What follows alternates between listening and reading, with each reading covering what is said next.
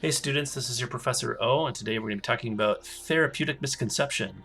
What? It isn't a problem for valid consent, right? That is in contradistinction to what we were talking about on day 19 that really asserted that misconception isn't a problem. Right, so let's revisit the 60-minute special. Remember the special called Killing Cancer, where they re-engineer the polio virus to kill brain tumors? It's pretty amazing. And we also talked about the story of Stephanie Linscomb, who really benefited from being within this trial. She benefited so much that her brain tumor just I think it all but disappeared, and she's in remission. Okay, so and she was so inspired by this good outcome that she became a part of the research team. Right, so she's like one of the research nurses that's involved, and she worked with a woman named Donna Clegg, right, who was recruited by Linscomb and the team, right? Linscomb, of course, is a kind of celebrity among these kinds of patients, right? People want to have the same outcome as her, and Donna Clegg is no different, right? And she says, I want to be able to live. That's just kind of how I feel. This is going to be my opportunity to have a full life. Right now, I don't know exactly how the consent process worked with Donna Clegg. What I'm going to assume is that Linscomb and this trial at Duke were conscientious and told her, hey, this is a scientific study. Hey, this is about testing for toxicity. This is not aimed at your benefit. We are not going to tailor the dosage that we're giving you to benefit you. I'm going to assume that, right? And because and these are reputable researchers, right? These are not people, who are just kind of winging it. All right, they're not the Nazis. They're not like it's not like Tuskegee. Okay, these are people who are legit, right? But you'll notice here that she's not in this, right, for advancing scientific knowledge. She says this quite clearly. This is going to be my opportunity to have a full life. Okay, this is what she's going for. All right, so over the course of the trial, doctors saw the expected inflammation as her immune system, which is attacking the polio virus, goes on to attack the tumor that the virus that's re-engineered to attach to the tumor, right? It's going after that. That's how it all works, okay? The problem is that since they are testing for toxicity, they have to increase the dosages of the test agent to see what causes what. What kind of response can you get? How much can the body handle? Well, the higher dose caused a response that was too powerful. Right? And the inflammation that it caused put so much pressure on the brain, which became partially paralyzed. Right? So, in light of the difficulties, she decided it was too much, and she dropped out. Right? So again, this just reveals that this is not a person that is involved in the trial for the sake of advancing scientific knowledge. Right? That is not their motivation. She goes on to say, right? I thought this was the miracle.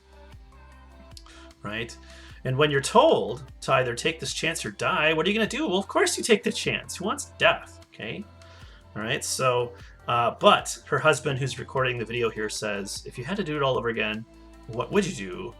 And Donna says, I may not have done it. Okay. I may not have done it. So this raises a big question for us, right? Should subjects who misunderstand or misestimate their chances of benefit be excluded from the trial? Okay, maybe Linscomb and the team of researchers who had this up maybe should have red flagged this person and says, well, I don't know. And that's pretty hard because it's like, well, wait a second. Aren't you going to deny me my miracle, right? Or my opportunity to have a full life? That could be pretty paternalistic and harmful. All right, so this is a real kind of dilemma. It's a hard question, okay? But suppose we want to argue in favor of exclusion, right? So I posted this argument, and I'm not going to go over each and every one of the premises. I'm going to assume that you have a good idea of what they're saying, all right? But basically, the issue has to do with whether or not one can give some kind of legitimate autonomy expressing consent, even though they're cognitively impaired. Right? So premise 2 and premise 3 here are the ones you can kind of fuss over a bit. Right? you might think that autonomy is just undermined by the fact that there's a lack of appreciation of the situation you're in. You're just not understanding what the trial's for. You're misestimating your chances of benefit, all these kinds of things. You just don't really have a truly informed, emphasis on the informed, consent. If you can't give informed consent, then you can't be a research subject, all right? So there's three big problems here we went over. There's misunderstanding. You just don't understand the purpose of the trial. Misestimation. You don't understand the chances of benefit that you have. And then the optimism bias, which I talked about at length last time, so I'm not going to just revisit that, right? And typically in the traditional sense, right, we want people to have informed consent in order to give or to be authorizable as an enrollee in a trial. And you got to have basically these 5 things. You got to have capacity to make a decision. We want your decision to be voluntary. Okay, we have to be able to disclose all the relevant information about risks and alternative treatments, right? We want you to understand the kind of information that's being disclosed to you. And then we need some kind of, written statement that says you're up for this, okay? Not just some verbal agreement, right? But we saw an argument that took issue with this, right? Miller and Joffe. Let's put Miller and Joffe's initials here. What I'm going to do is I'm going to call it M and J. Miller and Joffe, if you remember, they're these NIH specialists, right? They're bioethicists who work big time with research subjects. And they're really interested in advancing biomedical science. And so, they have a bit more of a permissive attitude towards research subjects who want to be a part of studies. Okay, and so we saw that their argument went like this, that there's just no consensus about what subjects must understand in order to appreciate, in order to give valid consent, right? And so if that's so, then there's no good reason to believe that the subject's autonomy is impaired. And so therefore, there's no good reason to think their autonomy is impaired, and so they can go for it, all right? Okay, so there's no good reason to believe premise 2 here in the exclusion argument, right? So they don't think that's going to hold water. They think to exclude somebody who is like thinking this way, right? That's Donna Clegg before experiment.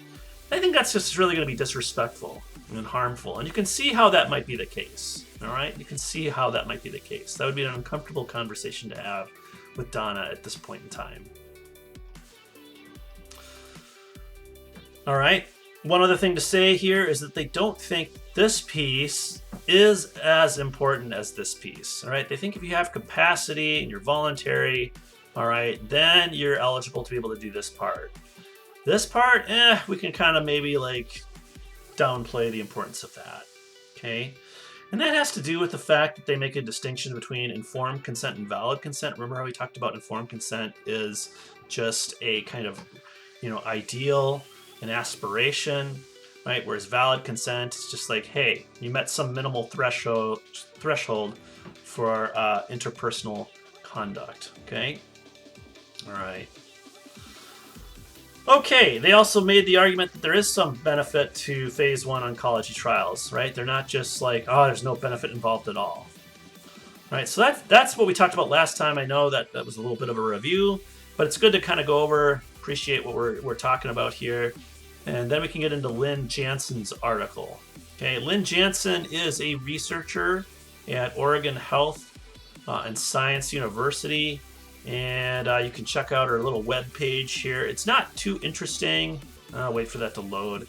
But she writes extensively about research ethics and therapeutic misconception, misestimation, and optimism, especially in phase 1 oncology trials. A lot of her work is about this stuff, right? If you kind of see her list of publications here, I mean, it's all about this kind of stuff. She's been writing about it for about, it probably looks like about a decade now. Yeah. So she's really, really involved with this kind of conversation. And she's also known for reconsidering paternalism in clinical research, right? So nobody likes paternalism when it comes to like people's medical therapy, right? So, we want to have shared decision making with our doctors when it comes to our treatment options. But she kind of thinks that paternalism isn't so bad when it comes from protecting people from really dumb decisions that they're going to be making, right? What she's wanting to avoid, she wants to invoke the validity of paternalism to avoid this, right? To avoid this kind of regret, right? She wants to be able to say, hey, look, as hard of a conversation as it might be to say no to Donna Clegg before a trial, right? That would save you this kind of pain, all right? And so that after trial, right? This is the kind of conversation we don't want to have after trial, right? So this is where Jansen's going, all right? In this paper, and this paper is a bit of a mess, all right? Not because it's not well written. I actually think it is. But for those of you who are just kind of like, hey, Professor Emelianchuk is introducing us to this topic, and it's like, holy cow, there's a lot of stuff going on in this paper, and she's addressing a lot of issues. It's not an easy read, okay? It's not an easy read. And so I just want to acknowledge that it has lots of moving parts here. But this is what I think the central argument boils down to, right? If I had to summarize it, this is what she's up to in this whole big long paper here. There it is, right? 19 pages. Okay. Premise 1, which is probably one of the most important premises in the whole paper, and she spends a lot of time arguing for it, is that clinical research is a moral enterprise, right? In which investigators have moral duties of respect towards research subjects. And that's kind of interesting. I mean, she spends about half of the paper taking on that particular premise, and that's kind of a surprising thing. In our units on research ethics, this just seems totally obvious. However, what Jansen is trying to do here, at least, is alert you to the fact that there's been a lot of little erosions of this idea, right? And I won't go over all the different ones. If you've read the paper, you know what they are. Right? There are some people who advocate what's called a fair opportunity of informed consent. So we disclose the information to you. We gave you an opportunity to understand it. And it's up to you to take it if you want. But if you authorize consent, we're just going to assume that, hey, you had the fair opportunity. And if you didn't want to take it, that's part of your autonomy. And so there you go. You're in the trial. It's almost like a terms and conditions apply thing, box that you check on your computer, right? You download an app and hey, if you're going to use this app, you got to check this box. They give you a fair opportunity to read through all the stupid terms and conditions that are, it's probably like 45 pages long, and it's in capital letters and all kinds of crap. And you're not going to sit and read that, but you have the opportunity to. And so once you click it, that's good enough. Okay.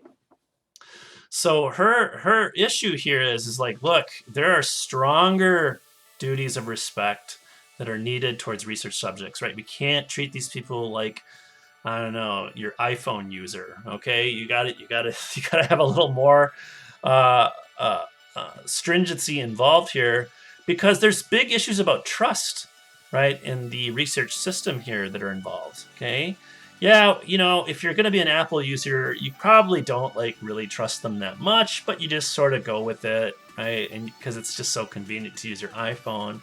It's a little bit different when it comes to injecting your body with test agents, all right?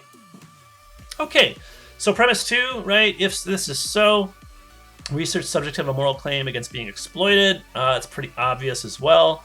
And this claim is honored only if one gives their autonomous authorization to consent. And she goes into a big, long defense of this principle as well, which I'm not going to talk about at all, right? I'm just going to assume that that's not really relevant for the purposes of this lecture, okay? All right, autonomous authorization can be given only if one has an adequate understanding of the risks and benefits of participation, all right? So this is where the real disagreement is happening with Miller and Joffe, and the argument that we looked at last time. All right, in the last video. And then, of course, premise 5, there are proposals that deny that one needs to have adequate understanding. Yes, this is true. Okay, we know this. And then, of course, she concludes that these proposals then should be abandoned. Okay, so the key disagreement here is over 4. All right, that's what I really want to focus on. I'm going to kind of leave these other 3 aside. Now, you might have actually questions about this one. All right, and so we can talk about that in the discussion questions. But the lecture portion of this video is going to be dedicated to number 4. All right. Okay. So let's just get into Jansen's central claims on behalf of premise 4. All right. Let's talk about this. Let's see if I can't get my. All right. Proposals that deny that one needs to have adequate understanding for autonomous authorizations, she says, are minimally demanding. All right, this is important. Okay, one of the things that the people who are that are advocating for proposals like these, right, is that they just find the informed consent model to be too demanding, right? That's why Miller and Joffe talk about valid consent. All right, if you're gonna worry about comprehension, understanding, and risk ratio stuff like that, people are just gonna you're just not gonna get any research subjects enrolled. Okay, and then research will grind to a halt, and this is not good. Okay, we need to be researching new medicines, right? I mean, this is a pretty promising treatment. And you wouldn't want that to just grind to a halt, okay? Okay, so let's just close that. All right. Right. So people like Miller and Joffe then make their system minimally demanding, right? And so this seems pretty much incontestable, all right? Jansen goes on to say, though, that minimally demanding consent offers no protection against exploitation that takes advantage of people's cognitive vulnerabilities. All right, so people are cognitively vulnerable here. They misunderstand, they misestimate, and they have too much optimism. Okay, and so this is just a fact about human beings. Okay, we just know this, and so to intentionally exploit those cognitive vulnerabilities. I mean, suppose you're a research designer, a study designer, and you just say, you know what, let's exploit all these cognitive biases and heuristics that people have to get people to enroll. All right, and doing that to people really seems bad, right? That seems exploitative and wrong. But on this model, okay, the minimally demanding model, you would not be exploiting, right, the subjects, and that's just counterintuitive. Okay, even if you're intentionally trying to exploit people's cognitive vulnerabilities, right, on this model, right, you would not be exploiting the subjects, right, and that just seems totally crazy. What are you talking about? That can't be right. That's intuitive. That's counterintuitive. Okay, if I know all the ways that I can get you to believe false stuff, and I just sort of manipulate my language in a certain way to get you to believe the false stuff, right? So that you'll be a part of my experiment. And then, things don't really work out for you. And I say, well, you had a fair opportunity to understand things. I mean, I don't know, right?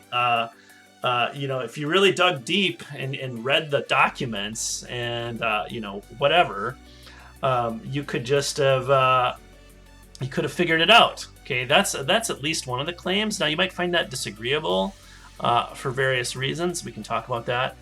All right.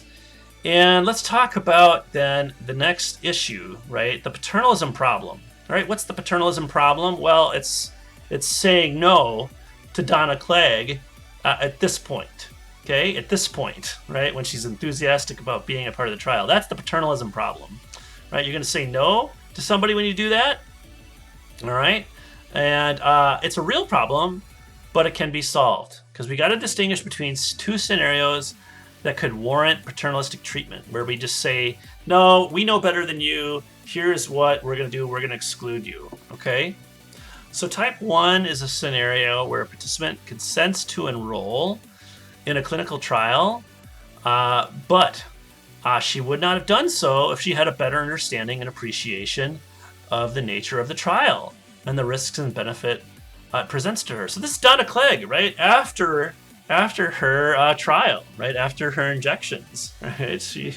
She was like, man, I don't think I would do that again. Okay. Type 2, here you have a potential participant in a clinical trial. They want to be in it, but they're prevented from doing so because it's determined that they displayed an inadequate understanding and appreciation of its nature and risks.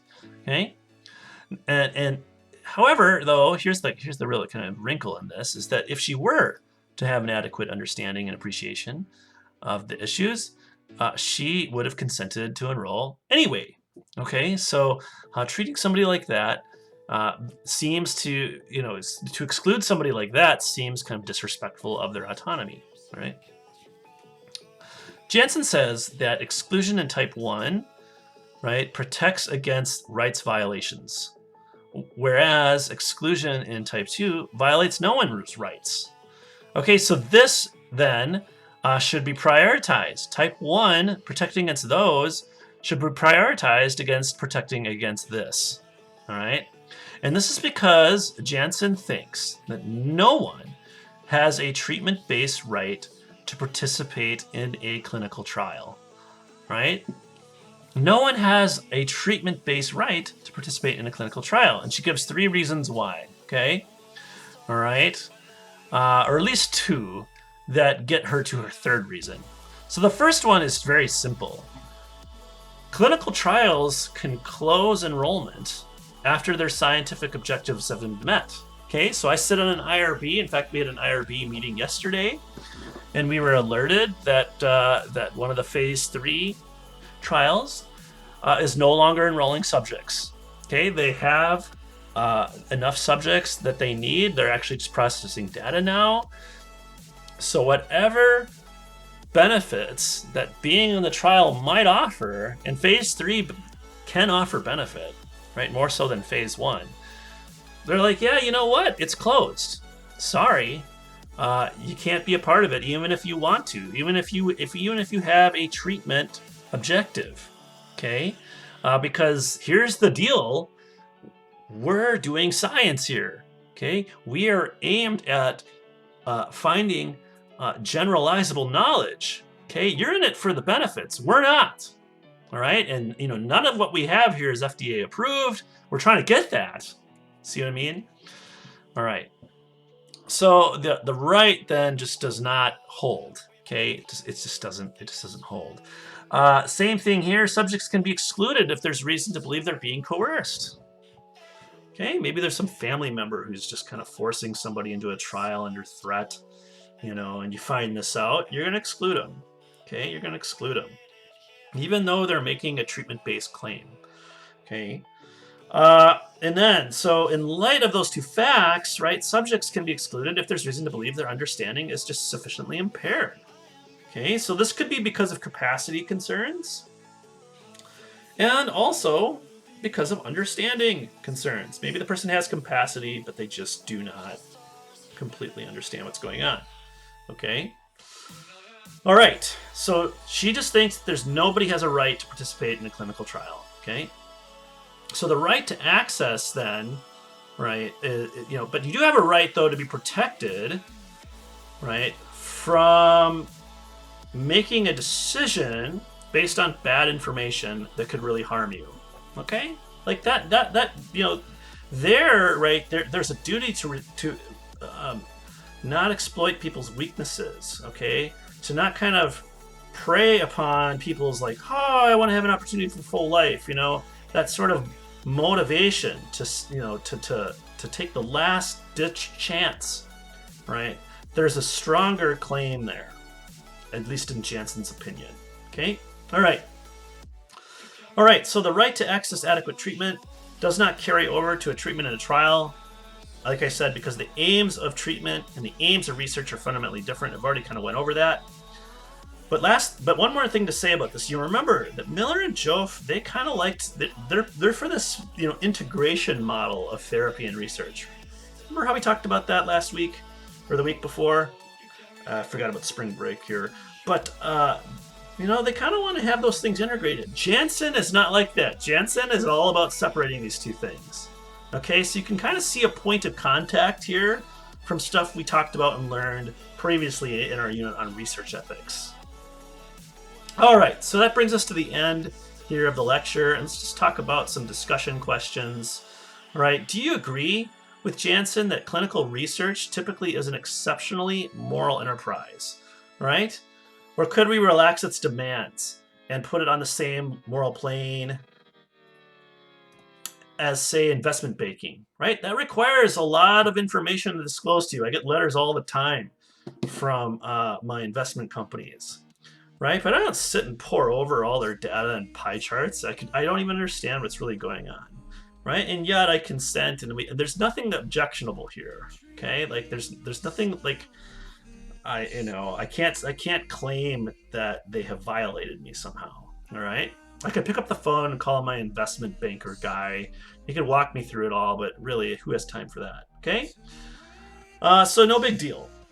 So you might think here that premise 1 is just in bad shape. Now, I know I didn't talk about premise 1 so much in this particular lecture, but it's still, I think, a pretty interesting and intuitive question, all right? And this did not do what I wanted it to do. I hate this song. Let's go back here. Sorry about my music. I just have to listen to it while I do these lectures. It keeps me enthusiastic and energized. Otherwise, I just end up kind of droning. All right, so do you agree, too, with number 2 here? Do you agree that type 1 scenarios should be prioritized over type 2 scenarios in the effort to safeguard autonomous choice? Why or why not? All right, so what I want you to think about here is just Donna Clegg before trial, right, is saying no to her here. Not so bad as, like, should this, like, enthusiasm, should you be willing to have, like, more willing to have a hard conversation here rather than, like, deal with this outcome? All right? Or are you just going to be like, that's the risk you took, and this is just how it goes. So, too bad for you, right? You might think that's okay, right? I mean, this if Linscomb and her team here are doing good work, okay, then really this is just kind of on Donna to understand what the hell's going on. Okay, so there's that kind of question that I want you to talk about. And then, has Jansen adequately answered Miller and Joff's claim, right, that there's no real consensus about how much understanding one needs? Why or why not? Okay, that's one of their claims in their argument, that Jansen sort of says, yeah, that's a hard problem, but, they got to have adequate understanding. Well, what's that? Okay, what is she talking about there? And if she hasn't answered that, does that create some space for Miller and Joff to reassert their argument? All right, so those are the questions that I had thought up. All right, if you have other questions you want to talk about, that's fine.